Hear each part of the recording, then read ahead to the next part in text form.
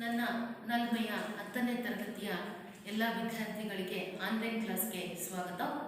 ವಿದ್ಯಾರ್ಥಿಗಳೇ, ಇಂದಿನ ಅವಧಿಯಲ್ಲಿ ಅಧ್ಯಾಯ 3 2 ಚರಾಕ್ಷರವಿರುವ ಸರಳ ರೇಖಾತ್ಮಕ ಸಮೀಕರಣಗಳ ಜೋಡಿಗಳು ಪಾರ್ಟ್ 3 ಅನ್ನು ನಾವು ನೋಡಿದ್ವಿ. ಪಾರ್ಟ್ 3 ಅಲ್ಲಿ ನಾನು ನಿಮಗೆ ಕೆಲವೊಂದು ಲೆಕ್ಕಗಳನ್ನು ಮಾಡಲಿಕ್ಕೆ ಕೊಟ್ಟಿದ್ದೆ ಹೋಮ್ವರ್ಕಲ್ಲಿ. ಸೊ ಆ ಎಲ್ಲ ಲೆಕ್ಕಗಳನ್ನು ನೀವು ಹೋಮ್ವರ್ಕಲ್ಲಿ ಮಾಡಿರ್ತೀರಾ ಅಂತ ಹೇಳಿ ಭಾವಿಸಿ, ಆಮೇಲೆ ಅದನ್ನು ನಾನು ಹೋಮ್ವರ್ಕ್ಗಳನ್ನು ನಾನು ತೆಗೆದುಕೊಟ್ರೆ ನಾನು ಕರೆಕ್ಷನ್ ಮಾಡಿಕೊಡ್ತೇನೆ. ಸೊ ನಂತರ ಇಲ್ಲಿ ನಾವು ಈ ಏನು ಪಾಠದ ಪಾರ್ಟ್ 4ಗೆ ನಾವು ಇಲ್ಲಿ ಸ್ವಾಗತವನ್ನು ಬಯಸ್ತೇನೆ ವಿದ್ಯಾರ್ಥಿಗಳಿಗೆ. ಸೊ ಹಾಗಾದರೆ ಈ ಪಾರ್ಟ್ 4ಅನ್ನು ತೆಗೆದುಕೊಂಡಾಗ ಈ ಪಾರ್ಟ್ 4ರಲ್ಲಿ ಅಭ್ಯಾಸ 3.6 ನಾವು ಇಲ್ಲಿ ಡಿಸ್ಕಸ್ ಮಾಡ್ತಾ ಹೋಗ್ತೀವಿ ವಿದ್ಯಾರ್ಥಿಗಳು. ಸೊ ಅಭ್ಯಾಸ 3.6 ತೆಗೆದುಕೊಂಡಾಗ ಫಸ್ಟ್ ಮೇನ್ ಏನಿದೆ ಅಂದರೆ ಕೆಳಗಿನ ಸಮೀಕರಣಗಳನ್ನು ರೇಖಾತ್ಮಕ ಸಮೀಕರಣಗಳ ಜೋಡಿಗಳನ್ನಾಗಿ ಸಂಕ್ಷೇಪಿಸುವ ಮೂಲಕ ಬಿಡಿಸಿ ಅಂತ ಇದೆ. ಅಂದರೆ ಇಲ್ಲಿ ನಮಗೆ ಈಕ್ವೇಷನ್ ಕೊಟ್ಟಿದ್ದಾರೆ. ಈ ಸಮೀಕರಣಗಳನ್ನು ಏನು ಮಾಡಬೇಕು, ಸರಳ ರೂಪಕ್ಕೆ ತರಬೇಕು, ಅಂದರೆ ಸಂಕ್ಷೇಪಿಸಬೇಕು. ಸೊ ಸಂಕ್ಷೇಪಿಸೋದ್ರ ಜೊತೆಗೆ ಇದನ್ನು ನಾವು ಅದರ ಬರುವಂಥ ಎಕ್ಸ್ ಮತ್ತು ವೈ ಬೆಲೆಗಳನ್ನು ನಾವು ಕಂಡುಹಿಡಿಯಬೇಕಾಗುತ್ತೆ. ಹಾಗಾದರೆ ವಿದ್ಯಾರ್ಥಿಗಳೇ, ಈ ಏನು ಫಸ್ಟ್ ಮೇನಲ್ಲಿ ಫಸ್ಟ್ ಲೆಕ್ಕವನ್ನು ತೆಗೆದುಕೊಂಡ್ರೆ ಏನು ಹೇಳುತ್ತೆ ಅಂದರೆ 4/x + 3y = 14. ಹಾಗೆಯೇ ಇನ್ನೊಂದು ಸಮೀಕರಣ ಕೊಟ್ಟಿದ್ದಾರೆ 3/x - 4y = 23 ಅಂತ ಇದೆ. ವಿದ್ಯಾರ್ಥಿಗಳೇ, ಈ ಸಮೀಕರಣ ಏನಾಗಿದೆ ಅಂದರೆ ಸರಳ ರೂಪದಲ್ಲಿ ಇಲ್ಲ. ಯಾಕೆಂದರೆ ಫಸ್ಟ್ ಪದವನ್ನು ತೆಗೆದುಕೊಂಡ್ರೆ ಭಿನ್ನರಾಶಿ ರೂಪದಲ್ಲಿದೆ. ಈ ಸಮೀಕರಣದಲ್ಲಿ ಫಸ್ಟ್ ಪದನೂ ಕೂಡ ಭಿನ್ನರಾಶಿ ರೂಪದಲ್ಲಿದೆ. ಸೊ ಇದನ್ನೇ ತಗೊಂಡು ನಾವು ಸಾಲ್ವ್ ಮಾಡ್ತಾ ಹೋದಾಗ ನಮಗೆ ಸ್ಟೆಪ್ಸ್ ತುಂಬ ಕ್ಲಿಷ್ಟವಾಗುತ್ತೆ. ಸೊ ಹಾಗಾಗಿ ನಮಗೆ ಈಸಿಯಾಗಿ ಕ್ಯಾಲ್ಕುಲೇಷನ್ ಪಾರ್ಟ್ ದೊರೆಯೋದಿಲ್ಲ. ಅದಕ್ಕೆ ಇಲ್ಲೇನು ಮಾಡ್ತೀನಿ ಅಂದರೆ ತುಂಬ ಸರಳವಾಗಿ ಈಸಿಯಾಗಿ ನಾವು ಕ್ಯಾಲ್ಕುಲೇಟ್ ಮಾಡೋಕ್ಕೆ ಇಲ್ಲಿ ನಾನು ಒಂದು ಮಾಡಿಫೈಯನ್ನು ಮಾಡ್ಕೊಳ್ತೀನಿ. ಏನಂದರೆ ಇಲ್ಲಿ 4/x ಇದೆಯಲ್ಲ, ಸೊ ಇದನ್ನು ಬಿಡಿಸಿ ಬರೆದ್ರೆ 4 × 1/x ಅಂತ ಆಗುತ್ತೆ. ಸೊ ಆ 1/x ಅಂತ ಏನಿದೆಯಲ್ಲ ಅದನ್ನು ನಾನು ಒಂದು ನಿರ್ದಿಷ್ಟ ಸಂಖ್ಯೆ p ಆಗಿರಲಿ ಅಂತ ಹೇಳಿ ತೆಗೆದುಕೊಳ್ತೀನಿ. ಅಂದರೆ ಅಲ್ಲಿಗೆ ಏನಾಯಿತು, 1/x = p ಆಗಿರಲಿ ಅಂತ ಹೇಳಿ ತೆಗೆದುಕೊಳ್ತೀನಿ. ಅರ್ಥ ಆಯ್ತಲ್ವಾ ನಾನು ಏನು ಮಾಡ್ತೀನಿ ಅಂತ ಹೇಳಿ? ಸೊ ಸಮೀಕರಣದಲ್ಲಿ ಭಿನ್ನರಾಶಿ ರೂಪದಲ್ಲಿರೋದನ್ನ 1/x ಏನಿದೆಯಲ್ಲ ಅದನ್ನ p ಅಂತ ತಗೊಂಡಿದ್ದೀವಿ. ಸೊ ನೆಕ್ಸ್ಟ್ ಸಮೀಕರಣದಲ್ಲೂ ಕೂಡ 1/x ಇದೆ, ಅದು ಕೂಡ ಏನಾಗಿದೆ p ಅಂತ ಹೇಳಿ ತೆಗೆದುಕೊಳ್ತೀವಿ. ಹಾಗಾದ್ರೆ ಈಗ ಈ ಎರಡು ಸಮೀಕರಣಗಳು ಏನಾಗಿ ಬದಲಾವಣೆ ಆಗುತ್ತೆ ನೋಡೋಣ. 1/x ಇರೋ ಕಡೆ p ಅನ್ನು ಆದೇಶಿಸಿ. ಅಲ್ಲಿಗೆ ಈ ಸಮೀಕರಣವನ್ನು ತೆಗೆದುಕೊಂಡಾಗ 4p + 3y = 14 ಅಂತ ಆಯ್ತು ವಿದ್ಯಾರ್ಥಿಗಳು. ಸೊ ಇದನ್ನ ಸಮೀಕರಣ 1 ಅಂತ ಹೇಳಿ ತೆಗೆದುಕೊಂಡು, ಹಾಗೆಯೇ ಈ ಸಮೀಕರಣವನ್ನು ತಗೊಳ್ಳಿ. ಅಲ್ಲಿ 1/x ಇರೋ ಕಡೆ p ಅನ್ನು ಹಾಕಿ 3p - 4y = 23 ಅಂತ ಬಂತು. ಸೊ ಇದನ್ನ ಸಮೀಕರಣ 2 ಅಂತ ಹೇಳಿ ತೆಗೆದುಕೊಳ್ಳೋಣ. ನೋಡಿ, ಈಗ 1/x ಅನ್ನೋದು ಭಿನ್ನರಾಶಿ ರೂಪದಲ್ಲಿ ಇರೋದಿಲ್ಲ, ಆಗ ನಮಗೆ ಸ್ಟೆಪ್ಸ್ ಈಸಿ ಆಗ್ತಾ ಹೋಗುತ್ತೆ.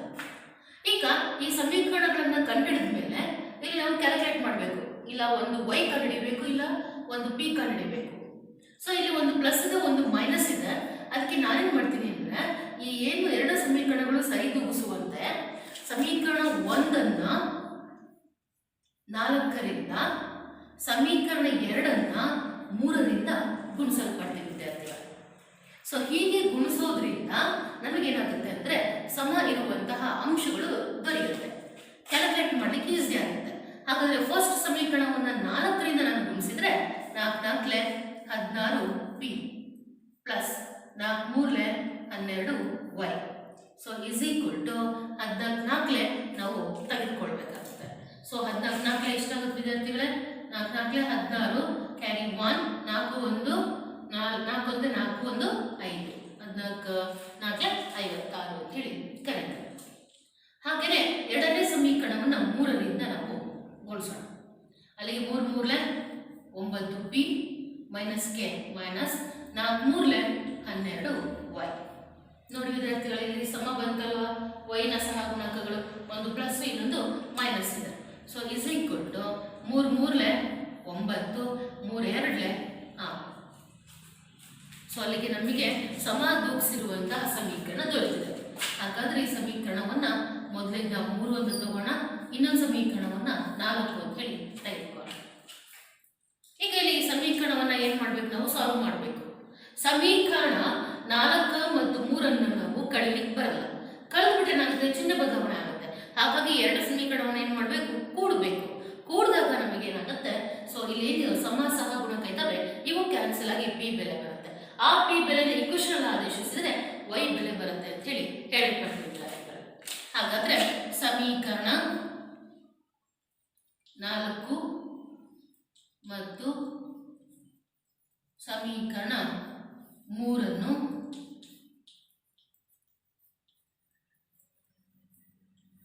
ಕೂಡಿದಾಗ ಸೊ ಅಲ್ಲಿಗೆ 16p plus 12y is equal to 56. ಹಾಗೆಯೇ 9p minus 12y is equal to 69. So ಅಲ್ಲಿಗೆ ಕೂಡಬೇಕಂತ ಇದೆ.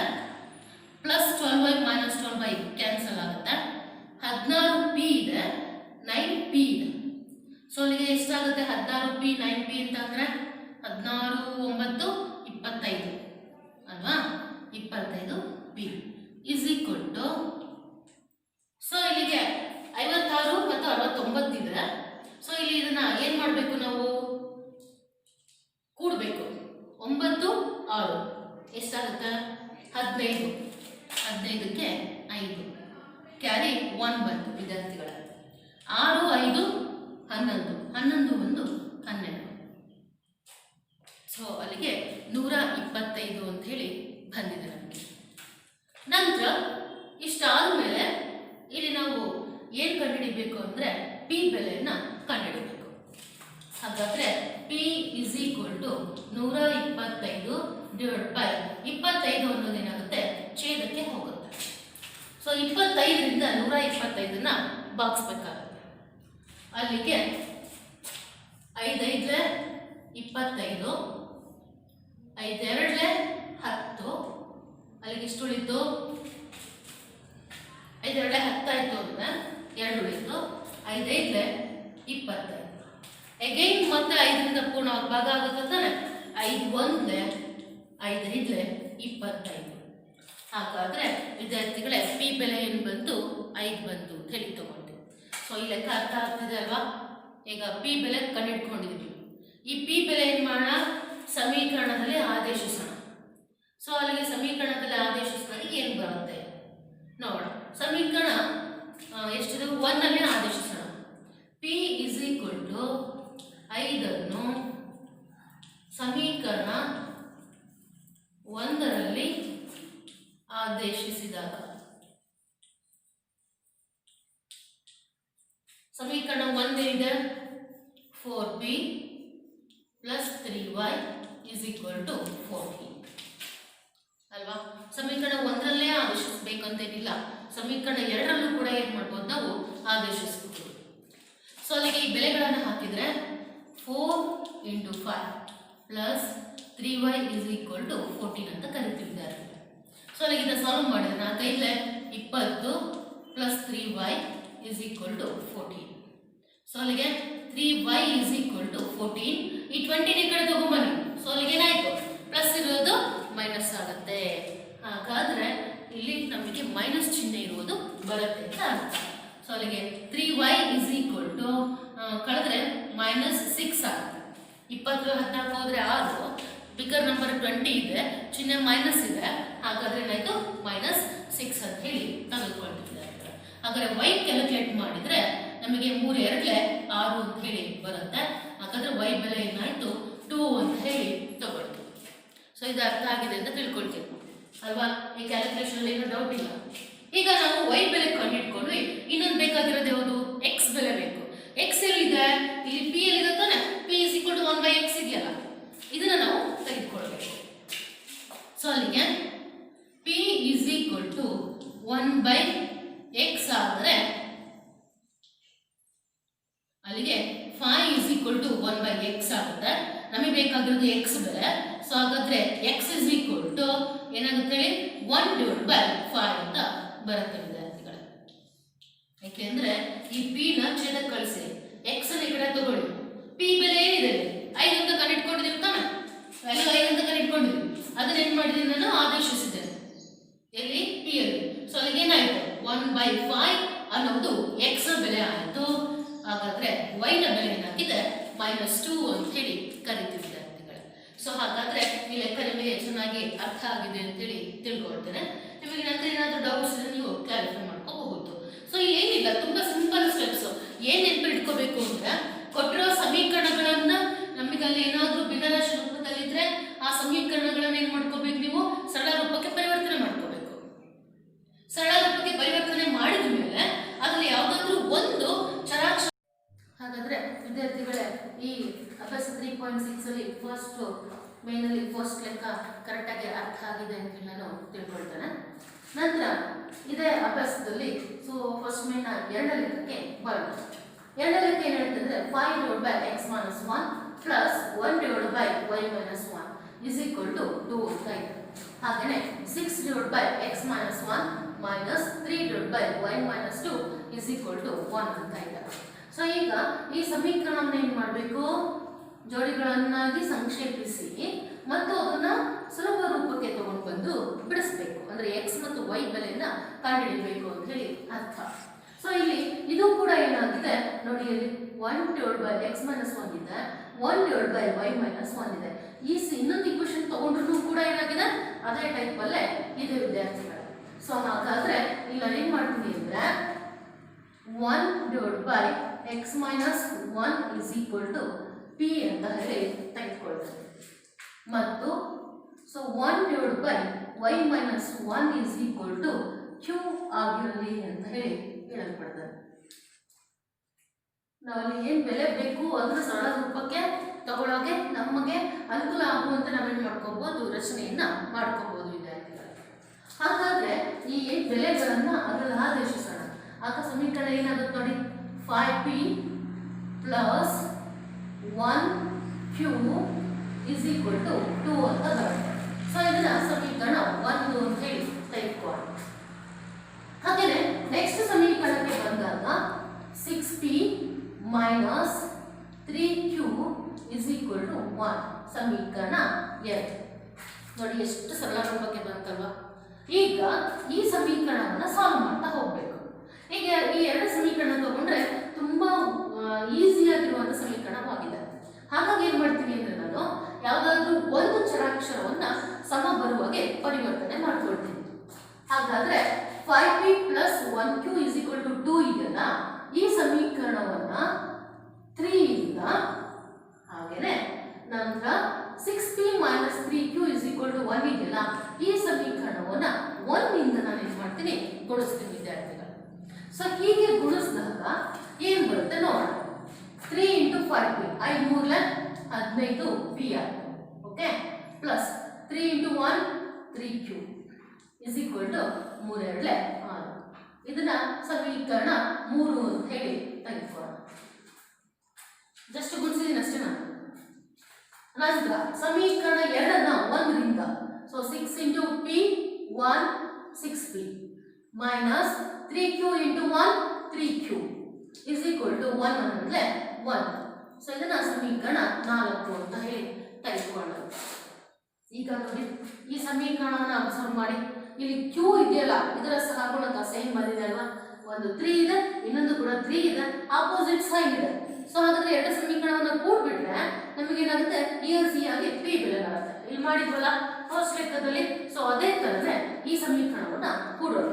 ಸೊ ಅಲ್ಲಿಗೆ ಸಮೀಕರಣ 3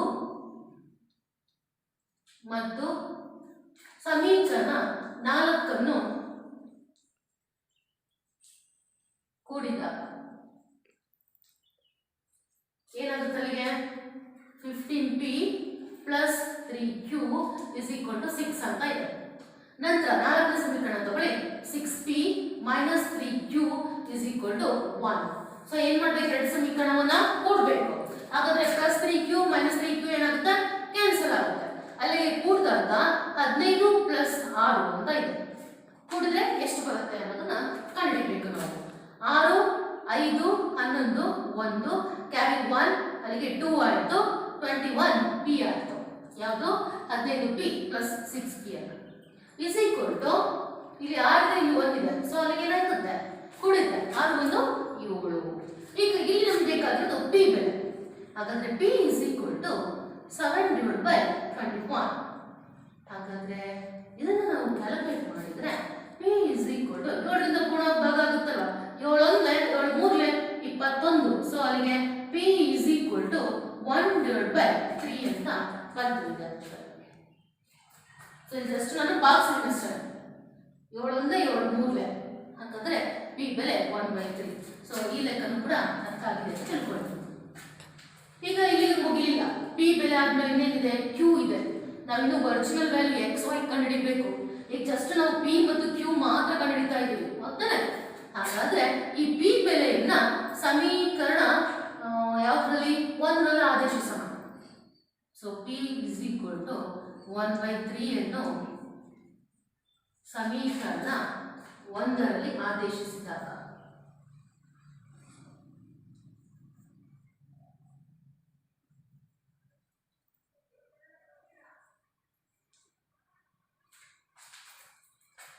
ವಿದ್ಯಾರ್ಥಿಗಳೇ, ಒಂದು ಸಮೀಕರಣ ತಗೊಳ್ಳೋಕ್ಕಿಂತ 3ನ ತಗೊಂಡ್ರೆ ನಮ್ಗೆ ಈಸಿ ಆಗುತ್ತೆ ಕ್ಯಾಲ್ಕುಲೇಷನ್. ಯಾಕೆಂದ್ರೆ ಇಲ್ಲಿ p ಬೆಲೆ 1/3 ಇದ್ರೆ 3 ಅಂತ ಇದು ಪೂರ್ಣ ಭಾಗ ಆಗುತ್ತೆ. ಇಲ್ಲೇನಾಗ್ಬಿಡುತ್ತೆ ಅಂದ್ರೆ 5/3 ಅಂತ ಬರುತ್ತೆ, ಮತ್ತು ನಮ್ಗೆ ಭಿನ್ನರಾಶಿ ಬರುತ್ತೆ, ಮತ್ತು ಕ್ಯಾಲ್ಕುಲೇಷನ್ ಪಾರ್ಟ್ ಲೆಂತಿ ಆಗುತ್ತೆ.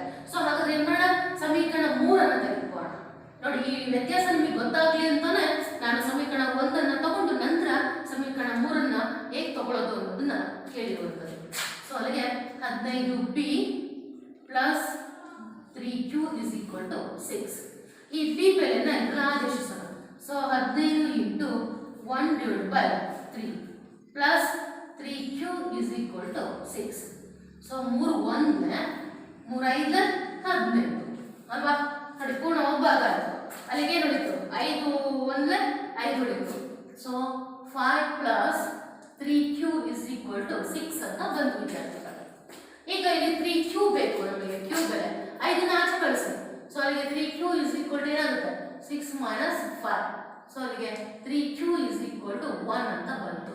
ಈಗ q ಬೆಲೆ ಕಂಡುಹಿಡ್ಕೊಂಡ್ರೆ 3 ಏನಾಗುತ್ತೆ, ಛೇದಕ್ಕೆ ಹೋಗುತ್ತೆ, ಗೊತ್ತಾನೆ? ಸೊ ಅಲ್ಲಿಗೆ q ಬೆಲೆ ಏನು ಬಂತು, 1/3 ಅಂತ ಹೇಳಿ ಕರೀತಾರೆ. ಸೊ ಅರ್ಥ ಆಗಿದೆಲ್ಲ ಇದು ಕೂಡ. ಈಗ ಇಲ್ಲಿ p ಮತ್ತು q ಬೆಲೆಗಳನ್ನ ಕಂಡುಹಿಡ್ಕೊಂಡ್ವಿ.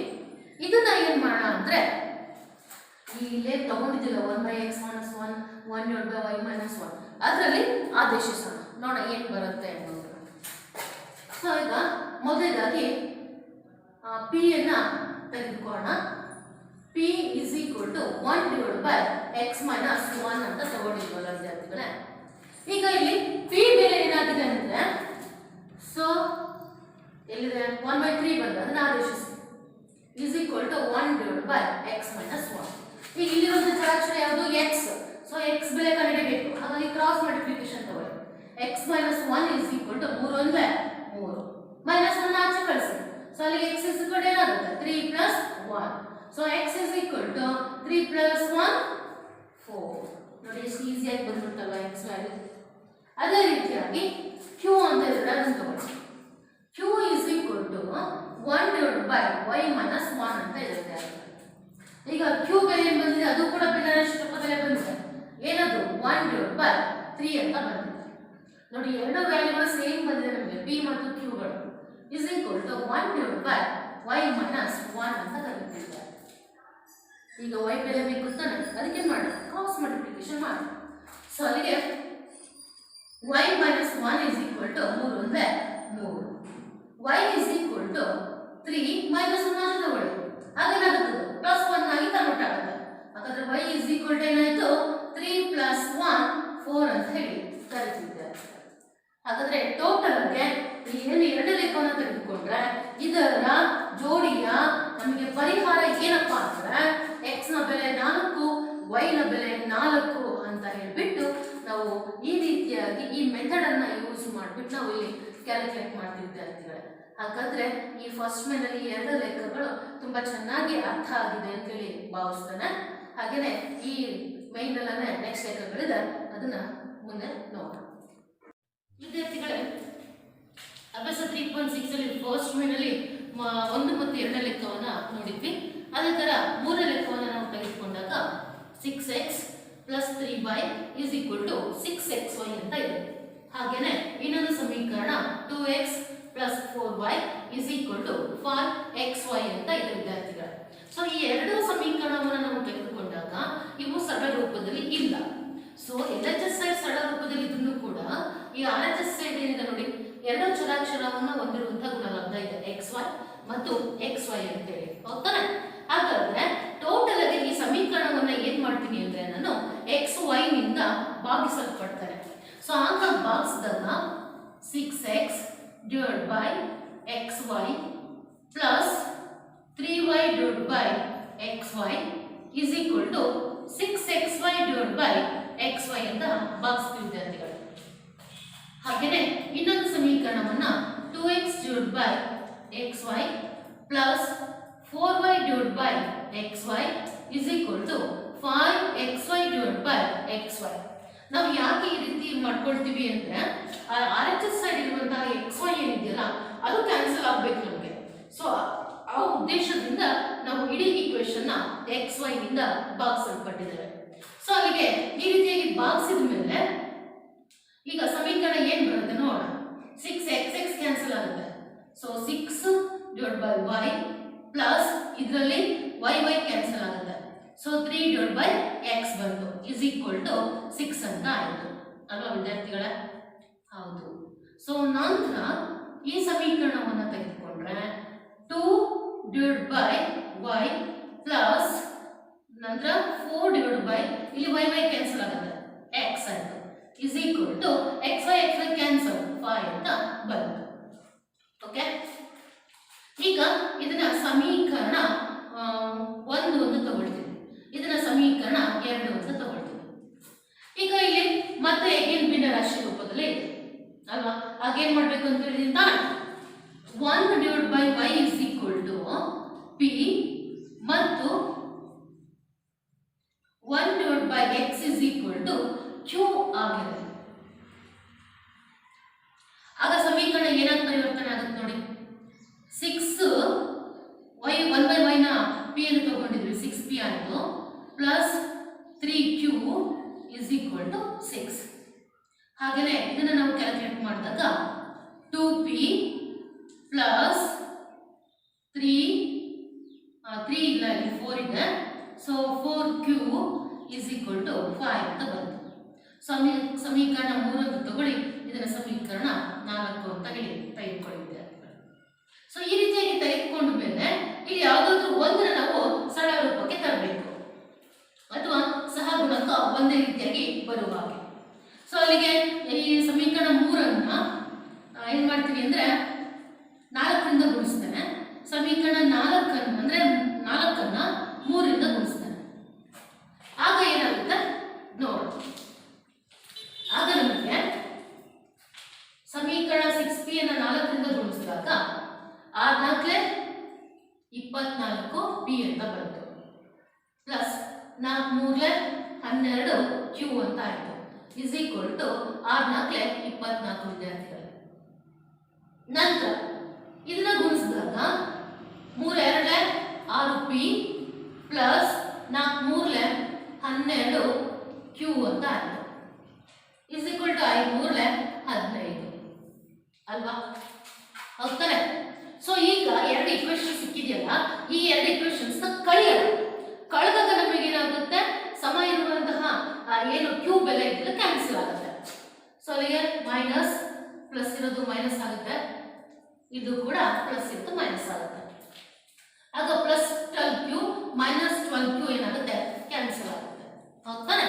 ಸೊ ಅಲ್ಲಿಗೆ ಪಿ ಮಾತ್ರ ಉಳಿಯುತ್ತೆ. 24ರಲ್ಲಿ 6p ಹೋದ್ರೆ ಎಷ್ಟು ಅದನ್ನ ನಾವು ಕ್ಯಾಲ್ಕುಲೇಟ್ ಮಾಡಬೇಕು ವಿದ್ಯಾರ್ಥಿಗಳೇ. ಅಲ್ಲಿಗೆ ಎಷ್ಟು ಬರುತ್ತೆ, 14ರಲ್ಲಿ 6 ಕಳಿಬೇಕು ಅಲ್ವಾ? 6 7 8 9 10 11 12 13 14. ಸೊ ಇಲ್ಲಿಗೆ 5 3 8 ಅಂತ ಆಯಿತು.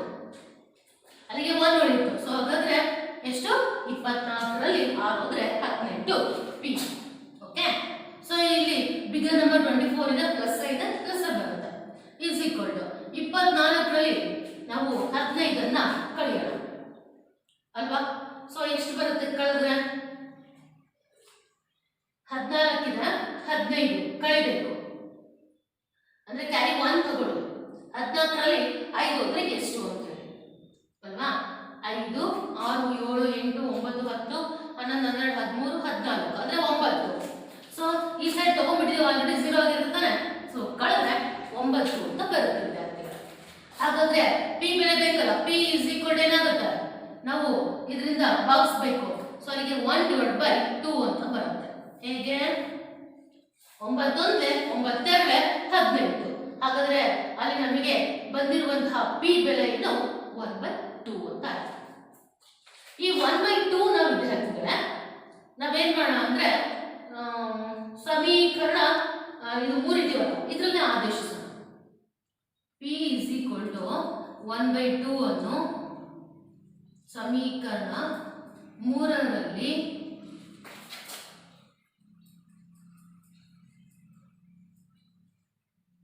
ಆದೇಶಿಸಿದಾಗ ಸಮೀಕರಣ 3 ನೋಡಿ 6p plus 3q is equal to 6 ಅಂತ ಇದೆ ಅಲ್ವಾ? ಸೊ ಅಲ್ಲಿಗೆ ಪಿ ಬೆಲೆ ಹಾಕೋಣ. 6 into 1/2 plus 3q is equal to 6. So 2 1 2 3 6 ಬರೀ 3 ಬಂತು. 3 plus 3q is equal to 6 ಆಯಿತು ಅಲ್ವಾ? ಸೊ ಅಲ್ಲಿಗೆ 3q is equal to 6 minus 3. 3 ನ ಆಚೆ ತಗೊಳ್ಳಿ, ಮೈನಸ್ ಆಗುತ್ತೆ. ಸೊ ಅಲ್ಲಿಗೆ 3q ಇಸ್ ಈಕ್ವಲ್ ಟು 3 ಅಂತ ಬಂತು ವಿದ್ಯಾರ್ಥಿಗಳು. 6 3 ಹೋದ್ರೆ 3 ತಾನೆ. ಸೊ ಅಲ್ಲಿಗೆ q ಇಸ್ ಈಕ್ವಲ್ ಟು ಏನಾಗುತ್ತೆ 1 ಅಂತ ಬರುತ್ತೆ. ಯಾಕೆಂದ್ರೆ 3 ರಿಂದ 3 ಸಂಪೂರ್ಣವಾಗಿ ಭಾಗ ಆಗುತ್ತೆ. q ಬೆಲೆ ಏನಾಯ್ತು 1 ಅಂತ ಬಂತು. ಈಗ ನಾವು ಆಕ್ಚುಲ್ ಆಗಿ ನಾವು xy ಬೆಲೆನ ಕಂಡುಹಿಡಿಯಬೇಕಾಗಿದೆ ಅಲ್ವಾ? ಅಲ್ಲಿ ನಾವೇನ್ ಮಾಡಿದೀವಿ ಅಂದ್ರೆ 1/y ನ p ಅನ್ನು ತಗೊಂಡಿದೀವಿ, 1/x ನ q ಅಂತ ತಗೊಂಡಿದೀವಿ. ಹಾಗಾಗಿ p is equal to 1/x ಆದ್ರೆ p ಬೆಲೆ ಆದೇಶಿಸಿ 1/2 is equal to 1/x. So ವಿದ್ಯಾರ್ಥಿಗಳು ಕ್ರಾಸ್ ಮಲ್ಟಿಪ್ಲಿಕೇಶನ್ ತಗೊಂಡ್ರೆ x is equal to 2 ಬರುತ್ತೆ. x 1 x 2 1 2. ಸೊ ಅಲ್ಲಿಗೆ x ಬೆಲೆ ಏನಾಯ್ತು 2 ಅಂತ ಬಂತು. ಹಾಗೇನೆ 1/x is equal to q ಅಂತ ಹೇಳ್ತಾನೆ. ಸೊ ಅಲ್ಲಿಗೆ q is equal to 1/x. So ಅಲ್ಲಿಗೆ ನಾವು ವ್ಯಾಲ್ಯೂನ ಹಾಕಿದಾಗ ವಿದ್ಯಾರ್ಥಿಗಳೇ ಏನಾಗುತ್ತೆ ಅಂದ್ರೆ ಸೊ x ಅಂತ ಇದೆ, ನಮಗೆ q ಬೆಲೆ ಇದೆ 1 ಬಂದಿದೆ. ಸೊ ಅಲ್ಲಿಗೆ is equal to cross multiplication ತಗೊಳ್ಳಿ, ಅಲ್ಲಿಗೆ x ಇಸ್ ಈಕ್ವಲ್ ಟು 1 ಅಂತ ಬರುತ್ತೆ. ಇಲ್ಲಿ y ಅನ್ನ ನಾವು ತಗೊಂಡಿರೋದು p is equal to 1/y ಅಂತ. ನಾವು y ಅನ್ನ ತಗೊಂಡಾಗ ಕ್ರಾಸ್ ಮಲ್ಟಿಪ್ಲಿಕೇಶನ್ ಮಾಡಿದ್ರೆ y ಇಸ್ ಈಕ್ವಲ್ ಟು 2 ಬಂತು. ಇದರಲ್ಲಿ x ಇಸ್ ಈಕ್ವಲ್ ಟು 1 ಅಂತ ಹೇಳಿ ಬಂದಿದೆ. ಹಾಗಾದ್ರೆ ಇಲ್ಲಿ ನಾವು ಬೆಲೆಯನ್ನು ಕಂಡುಹಿಡಿದಾಗ x is equal to 1, y is equal to 2 ಅಂತ ಹೇಳಿ ತಗೊಳ್ತೀವಿ ವಿದ್ಯಾರ್ಥಿಗಳೇ. ಸೊ ಈ ಲೆಕ್ಕ ನಿಮಗೆ ಅರ್ಥ ಆಗಿದೆ ಅಂತ ಹೇಳಿ ನಾನು ತಿಳ್ಕೊಳ್ತೇನೆ. ಅದೇ ರೀತಿಯಾಗಿ ಈ ಮೇಲಿನಲ್ಲಿ 4ನೇ ಲೆಕ್ಕಕ್ಕೆ ನಾವು ಬಂದಾಗ 10/x plus y plus 2/x minus y is equal to 4 ಅಂತ ಇದೆ. ಹಾಗೆ ಇನ್ನೊಂದು 15/x plus y minus 5/x minus y is equal to -2 ಅಂತ ಇದೆ. ಇದು ಕೂಡ ಕ್ಲಿಷ್ಟವಾಗಿರುವಂತಹ ವಿದ್ಯಾರ್ಥಿಗಳು. ಹಾಗಾದ್ರೆ ಈ ರೀತಿಯಾಗಿ ಏನು ಮಾಡಬೇಕು ಅಂತ ಹೇಳಿದ್ರೆ 1/x plus y is equal to p ಮತ್ತು 1/x minus y is equal to q ಆಗಿರೋದು ಅಂತ ಹೇಳಿ ತೆಗೆದುಕೊಳ್ಳೋಣ. ಈ ರೀತಿಯಾಗಿ ತೆಗೆದುಕೊಂಡಾಗ ಈ ಬೆಲೆಗಳನ್ನ ಸಮೀಕರಣದಲ್ಲಿ ಆದೇಶಿಸಿದ್ರೆ ಏನು ಬರುತ್ತೆ ನೋಡೋಣ. So 10p plus 2q is equal to 4. ಇದನ್ನ ಸಮೀಕರಣ 1 ಅಂತ ತಗೊಳ್ತಾ ಇದ್ದೇವೆ. ಹಾಗೇನೆ ನೆಕ್ಸ್ಟ್ ಸಮೀಕರಣಕ್ಕೆ ಬನ್ನಿ. 15p ಪ್ಲಸ್ ಇಲ್ಲ ಅಲ್ಲಿ ಮೈನಸ್ ಇದೆ. So 5q is equal to -2 ಇದೆ ವಿದ್ಯಾರ್ಥಿಗಳೇ. ಇದನ್ನ ಸಮೀಕರಣ 2 ಅಂತ ಹೇಳಿ ತೆಗೆದುಕೊಳ್ಳೋಣ. ಈಗ ಇಲ್ಲಿ ಈ ಸಮೀಕರಣಗಳನ್ನ ನಾವು ಯಾವುದಾದ್ರೂ ಒಂದನ್ನ ಏನ್ ಮಾಡೋಣ ಅಂದ್ರೆ ಸರಳ ರೂಪಕ್ಕೆ ತರೋಣ. ಸೊ ಆಗ ನಮ್ಗೆ ಈಸಿಯಾಗಿ ಕ್ಯಾಲ್ಕುಲೇಟ್ ಮಾಡ್ಬೋದು ವಿದ್ಯಾರ್ಥಿಗಳು. ಹೀಗೆ ಮಾಡಿದಾಗ ಏನಾಗುತ್ತೆ ನೋಡೋಣ. ಸೊ ಸಮೀಕರಣ 1 ಏನ್ ಮಾಡ್ತೀನಿ ಅಂದ್ರೆ ಮೈನಸ್ ಇಲ್ಲಿ 5 ಇಲ್ವಾ 5ರಿಂದ ಗುಣಿಸ್ತೇನೆ. ಹಾಗೆಯೇ ಸಮೀಕರಣ 2 ಇಲ್ಲಿ 2 ಇದೆ 2 ಇಂದ ಗುಣಿಸ್ತೀನಿ. ಆಗ 5 2 10 ಆಮೇಲೆ 2 5 10 ಈಕ್ವಲ್ ಬರುತ್ತೆ 2 ಕ್ಯಾನ್ಸಲ್ ಮಾಡ್ಬಿಡೋಣ. ಈಗ ಇಲ್ಲಿ ಗುಣಿಸಿದಾಗ ಏನಾಯ್ತು ನೋಡಿ 5 10 50 p okay plus 5 2 10 q is equal to 4 5 20 ಸಮೀಕರಣ 3.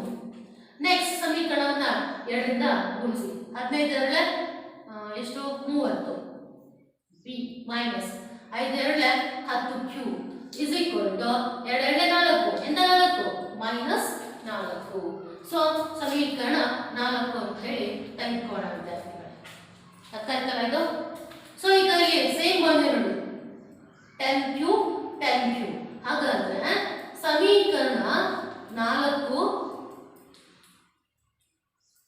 ಮತ್ತು ಸಮೀಕರಣ 3 ಕೂಡಿದಾಗ ಕಳೆದ್ಬಿಟ್ರೆ ಅಲ್ಲಿ ಚಿನ್ನ ಬದಲಾವಣೆ ಆಗುತ್ತೆ, ಅದನ್ನು ಬೇಕಾಗಿರೋ ವ್ಯಾಲ್ಯೂ ಸಿಗಲ್ಲ. ಅದಕ್ಕೆ ಏನ್ ಮಾಡ್ಬೇಕು, ಎರಡು ಸಮೀಕರಣವನ್ನ ಕೂಡಬೇಕು. 50 ಪಿ ಪ್ಲಸ್ 10 ಕ್ಯೂ ಒಂದ್ಸಲ ಬರ್ಕೊಂಡ್ಬಿಡಿ ವಿದ್ಯಾರ್ಥಿಗಳು ಇಸ್ ಈಕ್ವಲ್ ಟು 20. ಇನ್ನೊಂದು ಸಮೀಕರಣ 30 p minus 10 q is equal to -4 ಅಲ್ವಾ? ಸೊ ಅಲ್ಲಿಗೆ plus 10 q minus 10 q cancel ಆಯಿತು. 50 ಪ್ಲಸ್ 30 80 ಕೊಡ್ಬೇಕಲ್ಲ 80 ಪಿ ಇಸ್ ಈಕ್ವಲ್ ಟು ಇಲ್ಲಿ ನೋಡಿ ವಿದ್ಯಾರ್ಥಿಗಳೇ ಚಿಹ್ನೆ ಏನಿದೆ ಇಲ್ಲಿ ಮೈನಸ್ ಇದೆ ತಾನೆ. ಹಾಗಾದ್ರೆ 20 4 ಏನ್ ಮಾಡಬೇಕು ಕಳೆಯಬೇಕು ಅಂತ ಅರ್ಥ. ಎಷ್ಟು ಬಂತು 14. ಈಗ ನಮಗೆ ಪಿ ಬೆಲೆ ಬೇಕು. ಪಿ ಇಸ್ ಈಕ್ವಲ್ ಟು 16/80 ಅಂತ ಆಯ್ತು. 2ರಿಂದ ಭಾಗ ಆಗುತ್ತಲ್ವಾ 2 8 16 ನೆಕ್ಸ್ಟ್ 2 4 8 0ಗೆ 0 ಅಲ್ವಾ ವಿದ್ಯಾರ್ಥಿಗಳೇ? ಮತ್ತೆ ಈಗ 2ರಿಂದ ಭಾಗ ಆಗುತ್ತಾನೆ 2 4 8 ಆಮೇಲೆ 2 2 4 ನೆಕ್ಸ್ಟ್ ಪೂರ್ಣವಾಗಿ ಇನ್ನೂ ಭಾಗ ಆಗುತ್ತೆ 4 1 4 5 20. ಅದಕ್ಕಿಂತ ಇನ್ನೂ ಈಸಿ ಇದು 16 1 16 5 20 ಅಲ್ವಾ ವಿದ್ಯಾರ್ಥಿಗಳೇ? ಈ ಸ್ಟೆಪ್ಸ್ ನಿಮಗೆ ಗೊತ್ತಿರಲಿ ಅಂತ ಹೇಳಿ. ಸೊ ಅಲ್ಲಿಗೆ ಪಿ ಬೆಲೆ ಏನು ಬಂತು 1/5 ಅಂತ ಬಂತು. ಈ ಪಿ ಬೆಲೆಯನ್ನ ಸಮೀಕರಣದಲ್ಲಿ ಆದೇಶಿಸಿದಾಗ ನಮಗೆ ಕ್ಯೂ ಬರುತ್ತೆ. ಯಾವುದ್ರಲ್ಲಿ ಆದೇಶಿಸೋಣ? ಸಮೀಕರಣ 1 ತಗೋಣ.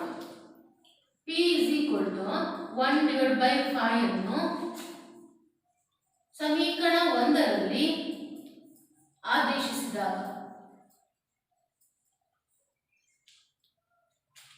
1 ನೋಡಿ 10p plus 2q is equal to 4 ಅಂತ ಇದೆ ವಿದ್ಯಾರ್ಥಿಗಳು.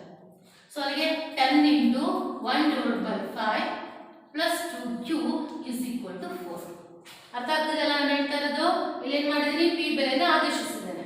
ಸೊ ಈಗ ಇಲ್ಲಿಂದ ಬಾಕ್ಸ್ 5 1 5 2 10 ವಿದ್ಯಾರ್ಥಿಗಳು ಎಷ್ಟು ಬಂದಿರಿ? ವೆರಿ ಗುಡ್ 2 ಬಂತು ಹೌದಾನೆ plus 2q is equal to 4. ಹಾಗಾದ್ರೆ ನಾವೇನ್ ಕ್ಯಾಲ್ಕುಲೇಟ್ ಮಾಡೋಣ? q ಅನ್ನ ಕ್ಯಾಲ್ಕುಲೇಟ್ ಮಾಡೋಣ. ಅಲ್ಲಿಗೆ 2q ಇಸ್ ಈಕ್ವಲ್ ಟು 4. ಈ 2 ನ ಈಚೆ ತಗೊಳ್ಳಿ ಪ್ಲಸ್ ಇರೋದೇನಾಗುತ್ತೆ ಮೈನಸ್ ಆಗುತ್ತೆ ತಾನೆ.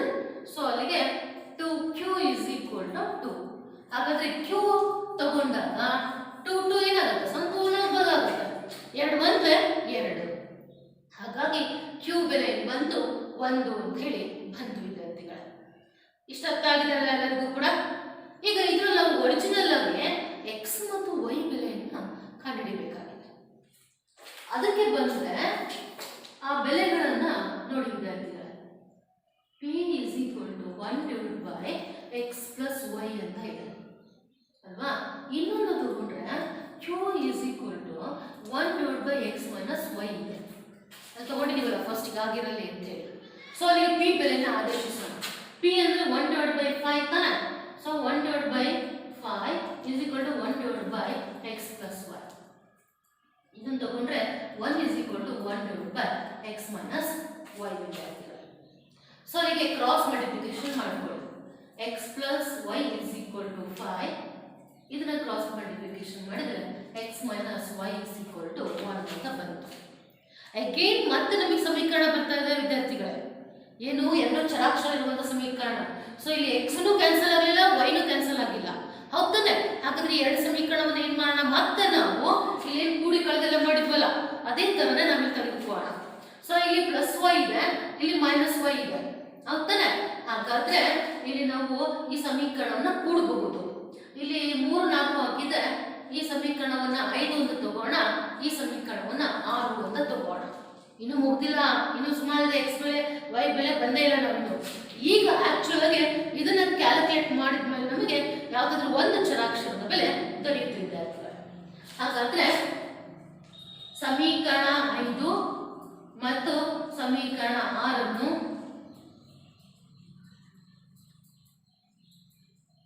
ಕೂಡಿದಾಗ ನೋಡಿ ಏನಾಗುತ್ತೆ, x plus y is equal to 5, ನಂತರ x minus y is equal to 1. Okay, so ಅಲ್ಲಿಗೆ plus y minus y cancel ಅಲ್ವಾ? ಈಗ ನೋಡಿ x ಬೆಲೆ ಬಂತು, ಕೂಡ್ತಾ ಇದ್ದೀವಿ, 2x ಆಗುತ್ತೆ, x plus x.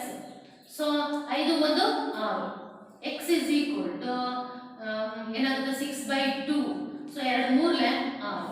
ಸೊ ಅಲ್ಲಿಗೆ x ನ ಬೆಲೆ 3 ಅಂತ ಅಂತಿದೆ.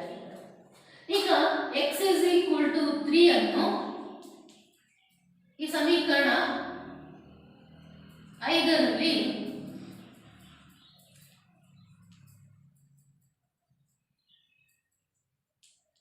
ಆದೇಶಿಸಿದಾಗ ಏನಾಗುತ್ತೆ ನೋಡಿ.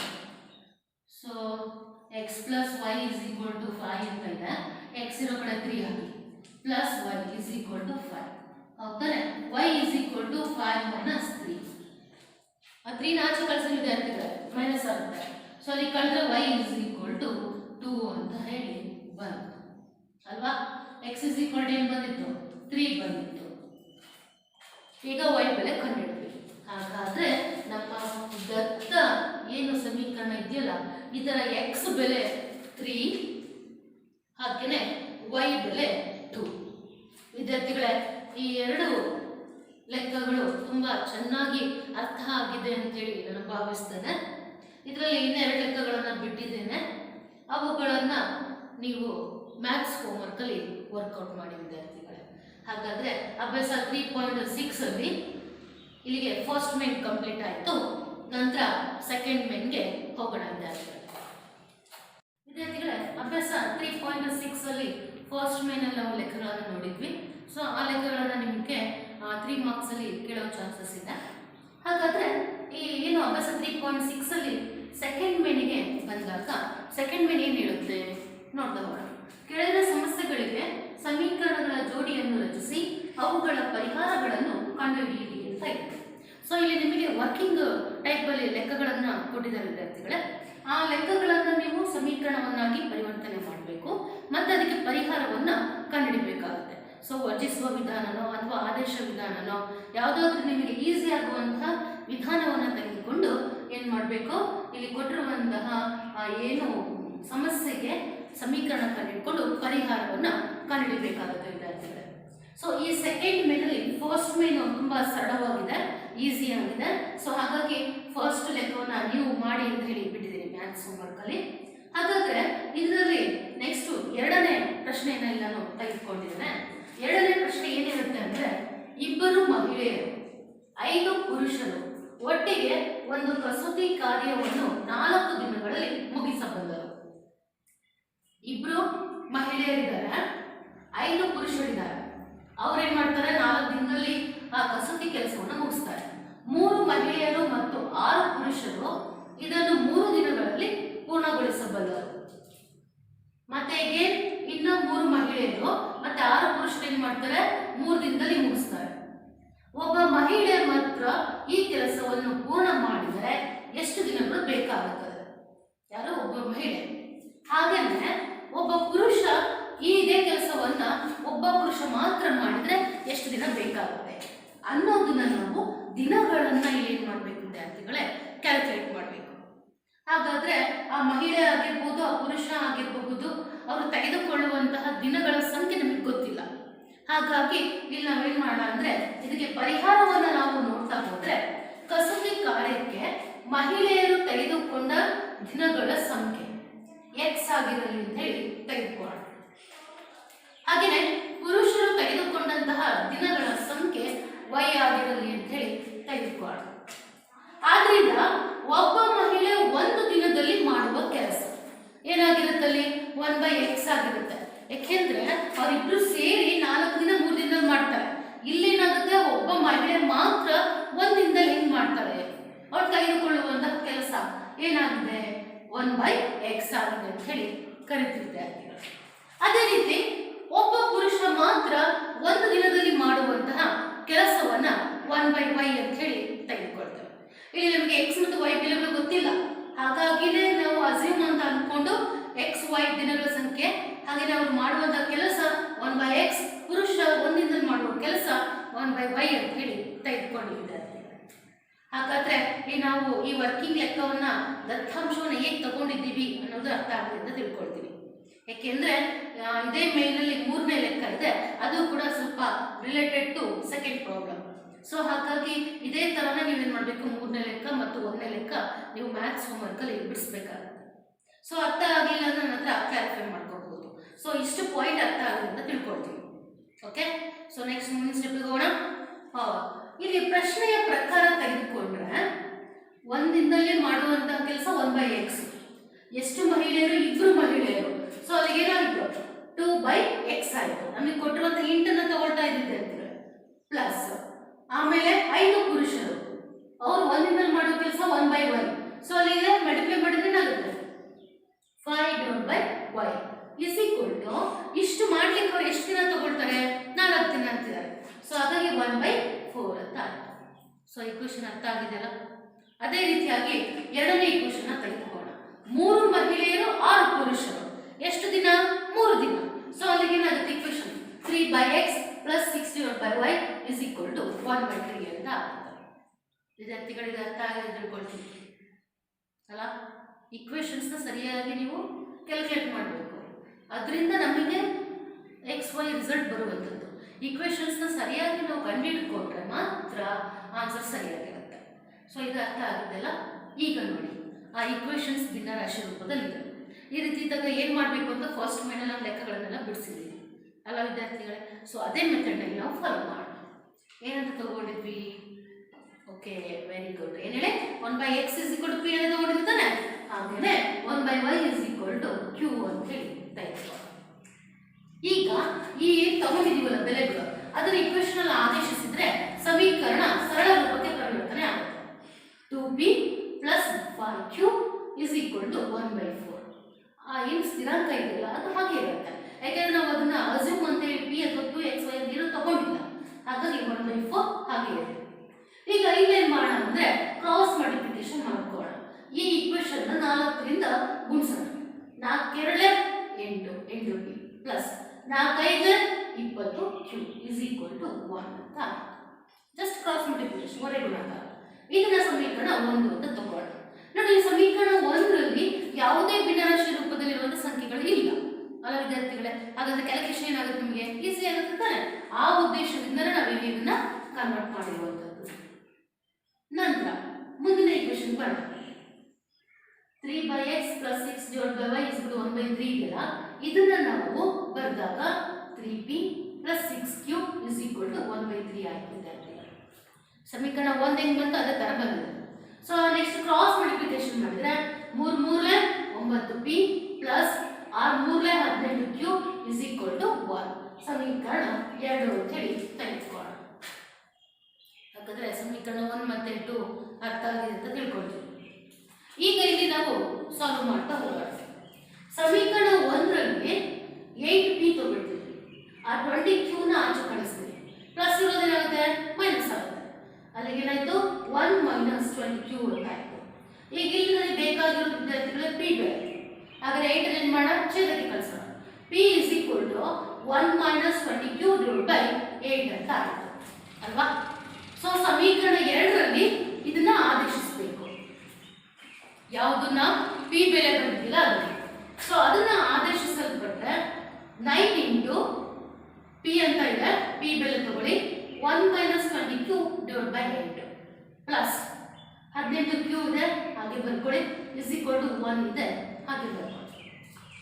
ನಂತರ ಇಲ್ಲಿ 8ರ ಲಾಸವಾಗಿ ತಗೊಳ್ಳಿದ್ದಾರೆ. ಲಾಸವಾಗಿ ತಗೊಂಡಾಗ ಏನಾಗುತ್ತೆ ಅಂದ್ರೆ 9 - 1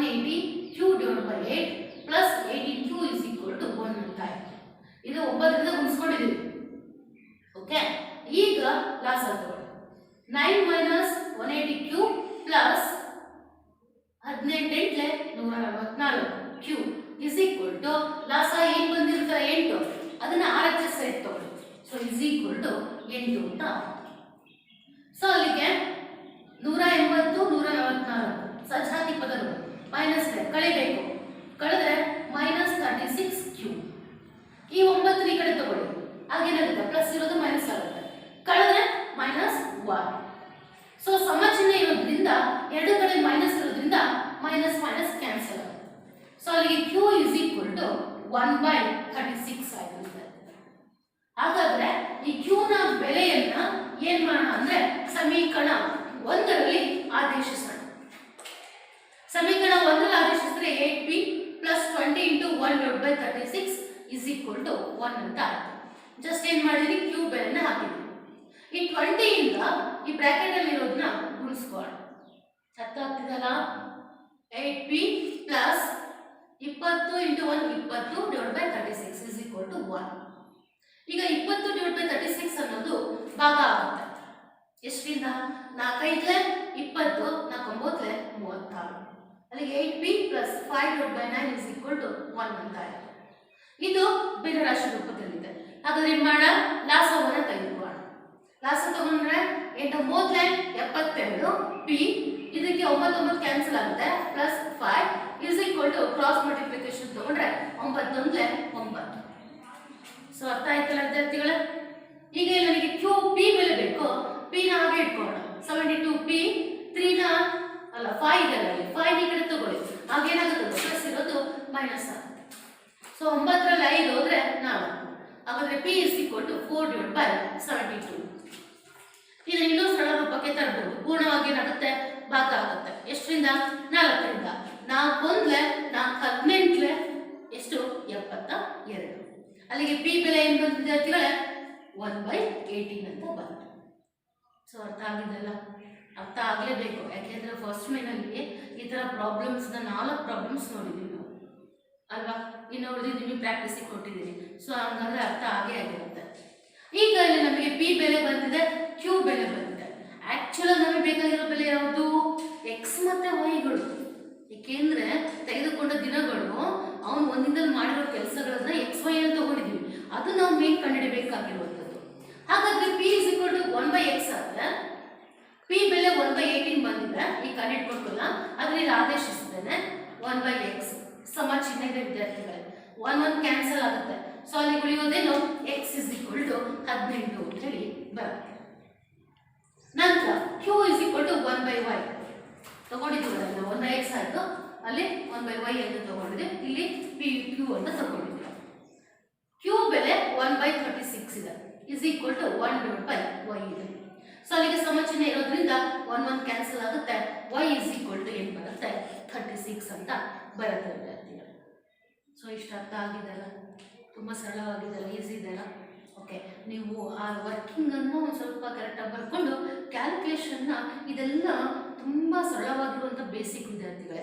ಯಾವುದನ್ನ ಯಾವುದಕ್ಕೆ ಆದೇಶಿಸಿದರೆ ವ್ಯಾಲ್ಯೂ ಬರುತ್ತೆ ಅನ್ನೋದನ್ನ ಕರೆಕ್ಟಾಗಿ ಕಾನ್ಸೆಪ್ಟ್ ನೀವು ಒಂದು ಲೆಕ್ಕ ಚೆನ್ನಾಗಿ ಅರ್ಥ ಮಾಡಿಕೊಂಡ್ರೆ ಉಳಿದಿರೋ ಎಲ್ಲ ಲೆಕ್ಕಗಳನ್ನ ನೀವೇ ಮಾಡಿಬಿಡ್ತೀರಾ. ನನಗಿಂತಲೂ ನೀವು ಫಾಸ್ಟಾಗಿ ನೀವೇ ಮಾಡಿಬಿಡ್ತೀರಾ. ಸೊ ಹಾಗಾಗಿ ಈ ಕಾನ್ಸೆಪ್ಟ್ ಚೆನ್ನಾಗಿ ಅರ್ಥ ಆಗಿದೆ ಅಂತೇಳಿ ತಿಳ್ಕೊಳ್ತಾರೆ. ಈಗ ಇಲ್ಲಿ ನಾವು ಏನು ಮಾಡಿದ್ವಿ? ಎಕ್ಸ್ ಬೆಲೆ ಕಂಡುಹಿಡಿದ್ವಿ, ವೈ ಬೆಲೆ ಕಂಡುಹಿಡಿದ್ವಿ, ಅಲ್ಲಿಗೆ ಒಂದು ಹಂತಕ್ಕೆ ಬಂದಿದ್ವಿ ಅಲ್ವಾ? ಹಾಗಾದ್ರೆ ಇದರ ಪ್ರಕಾರ ನಾವು ಒಂದು ಕನ್ಕ್ಲೂಷನ್ಗೆ ಬರಬೇಕು. ಏನು ಅನ್ನೋದನ್ನ ನೋಡೋಣ. ಒಬ್ಬ ಮಹಿಳೆ ತೆಗೆದುಕೊಳ್ಳುವಂತಹ ದಿನಗಳ ಸಂಖ್ಯೆ ಎಕ್ಸ್ ಅಂತ ತಗೊಂಡಿದ್ವಿ ಅಲ್ವಾ? ಎಕ್ಸ್ ಬೆಲೆ ಎಷ್ಟಿದೆ? 18 ಇದೆ. ಹಾಗಾದ್ರೆ ಅವಳು ತೆಗೆದುಕೊಳ್ಳುವಂತಹ ದಿನಗಳ ಸಂಖ್ಯೆ 18. ಇನ್ನೊಂದು ಪುರುಷ ತೆಗೆದುಕೊಳ್ಳುವಂತಹ ದಿನಗಳ ಸಂಖ್ಯೆನ ವೈ ಅಂತ ತಗೊಂಡಿದ್ವಿ. ವೈ ಬೆಲೆ ಏನು ಬಂದಿದೆ? 36 ಅಂತ ಬಂದಿದೆ. ಹಾಗಾದ್ರೆ ಅವನು ತೆಗೆದುಕೊಳ್ಳುವಂತಹ ದಿನಗಳ ಸಂಖ್ಯೆ 36 ಅಂತ ಹೇಳಿ ಕಲಿತಿದ್ದೆ. ಹಾಗಾದ್ರೆ ಈ ಪ್ರಶ್ನೆಗೆ ಉತ್ತರ ಅಥವಾ ಪರಿಹಾರ ಚೆನ್ನಾಗಿ ಅರ್ಥ ಆಗಿದೆ ಅಂತ ತಿಳ್ಕೊಳ್ತೇನೆ. ಅಭ್ಯಾಸ 3.6 ಸೆಕೆಂಡ್ ಮೇನಲ್ಲಿ ಒಂದು ಲೆಕ್ಕವನ್ನು ನಾನು ವಿಸ್ತಾರವಾಗಿ ಬಿಡಿಸಿ ನಿಮಗೆ ಎಕ್ಸ್ಪ್ಲನೇಷನ್ ಕೊಟ್ಟಿದ್ದೇನೆ. ಈ ಸೆಕೆಂಡ್ ಮೇನಲ್ಲಿ 1 ಮತ್ತು 3ರ ಲೆಕ್ಕವನ್ನು ನೀವು ಇದೇ ಟೈಪಲ್ಲೇ ನಿಮ್ಮ ಮ್ಯಾಥ್ಸ್ ಹೋಮ್ವರ್ಕಲ್ಲಿ ಆನ್ಸರನ್ನು ಬಿಡಿಸ್ಬಿಡಿ ವಿದ್ಯಾರ್ಥಿಗಳೇ.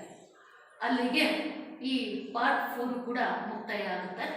ಈ ಪಾರ್ಟ್ 4 ಅಲ್ಲಿ ಟೋಟಲ್ ಆಗಿ ಈ ಚಾಪ್ಟರ್ ಅಂದ್ರೆ ಅಧ್ಯಾಯ 3 ಏನಿದೆಯಲ್ಲ, 2 ಚರಾಕ್ಷರವಿರುವ ರೇಖಾತ್ಮಕ ಸಮೀಕರಣಗಳ ಜೋಡಿಗಳು, ಪಾರ್ಟ್ 1, ಪಾರ್ಟ್ 2, ಪಾರ್ಟ್ 3 ಮತ್ತು ಇದು ಸೇರಿ ಪಾರ್ಟ್ 4. ಟೋಟಲ್ ಆಗಿ 4 ಪಾರ್ಟ್ ಆಗಿ ವಿಂಗಡಣೆ ಮಾಡಿ ಇಲ್ಲಿ ನಿಮಗೆ ಲೆಸನ್ನ ನೀಡಲಾಗಿದೆ ವಿದ್ಯಾರ್ಥಿಗಳೇ.